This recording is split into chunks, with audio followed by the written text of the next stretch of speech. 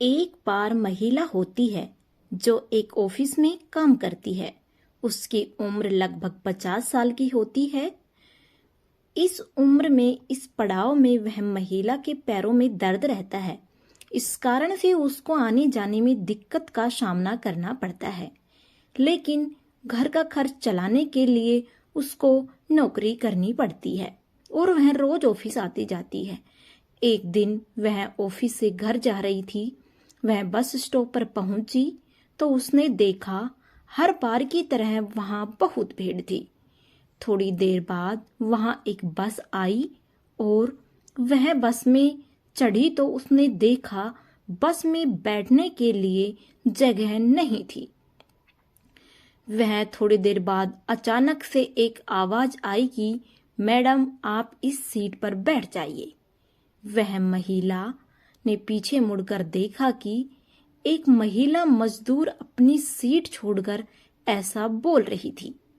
उसने गौर से देखा कि वह महिला मजदूर तो उसके साथ वहां बस स्टॉप पर ही खड़ी थी, जो कि दिन भर मजदूरी के करके अपने घर पर जा रही थी। दिन भर मजदूरी करने के बाद कितनी थकान होती है, लेकिन उस महिला ने उस महिला मजदूर का शुक्रिया कहा और सीट पर बैठ गई। उसको यह सब देखकर बहुत अच्छा लगा और मन ही मन सोचने लगी कि दुनिया में इस तरह के अच्छे लोग भी हैं।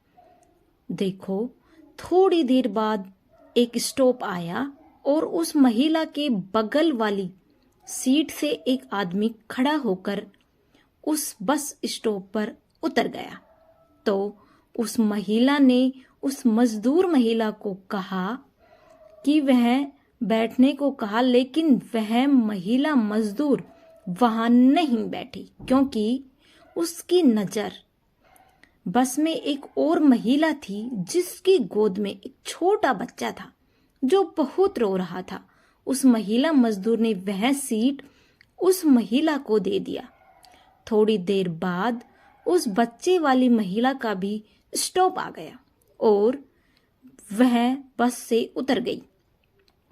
फिर से वह सीट खाली हो गई। उस महिला ने फिर से उस महिला मजदूर से कहा, उस सीट पर बैठने का आग्रह किया, लेकिन फिर भी वह उस सीट पर नहीं बैठी। इस बार उस महिला मजदूर से एक वृद्ध को बैठने के लिए भेज दिया, जो कि बहुत ज्यादा उम्र के थे और उन्हें खड़े होकर सफर करने में बहुत ही दिक्कत हो रही थी।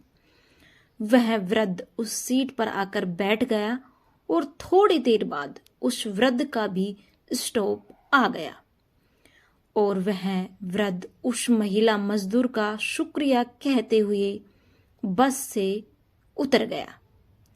उसके बाद उस बस में भीड़ कम हो गई थी और अब उसमें कोई भी जरूरतमंद इंसान नहीं था। उस महिला ने फिर उस महिला मजदूर से कहा, अब तो आप आकर बैठ जाइए। तो वह वहां आकर बैठ गई। उस महिला ने उस महिला मजदूर से पूछा, आपने मुझे बैठने का मौका क्यों दिया? आपके पास तो सीट थी, आप आराम से बैठ भी सकती थी।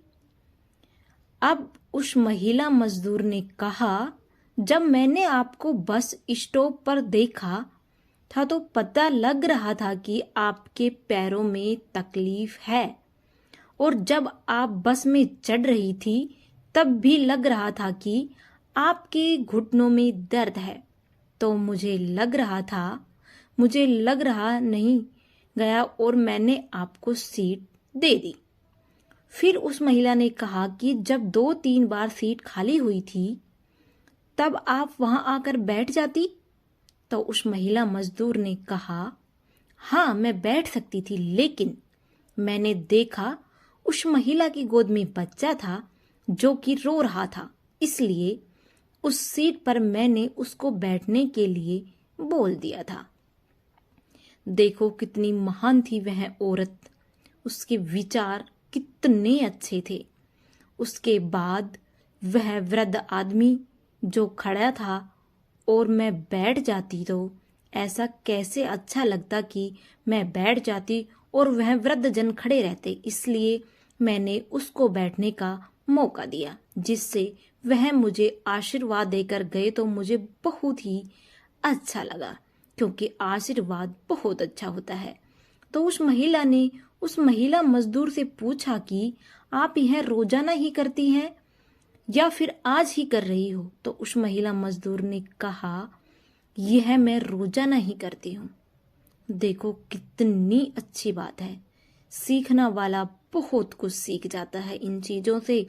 और आगे कहने लगी कि मैडम, मेरे पास दान करने के लिए पैसे तो नहीं है, मतलब कुछ भी नहीं है जिससे कि मैं कुछ पुण्य कमा सकूं, लेकिन कभी कभी रास्ते में से कचरा उठाकर साइड में कर देती हूँ। कभी कुछ होता है खाने को तो जानवरों को दे देती हूँ। और यहाँ बस में जब कोई जरूरतमंद को देखती हूँ तो उसके लिए अपनी सीट दे देती हूँ। बात खत्म होते होते उन दोनों का भी स्टॉप आ गया और वह दोनों अपने अपने रास्ते चल दिए। बात यहीं खत्म नहीं हुई दोस्तों। यह कहानी हमें यह सिखाती है कि हम जिंदगी में जितना कुछ बांट सकते हैं उतना बांटना चाहिए, क्योंकि हमारे पास कुछ न कुछ है जिसे हम दूसरों के साथ शेयर कर सकते हैं। चाहे आपके पास पैसा हो तो आप किसी की मदद कर सकते हो, या आपके पास कोई चीज ऐसी हो जिसे आप किसी से बांट सकते हो तो उसे बांटो।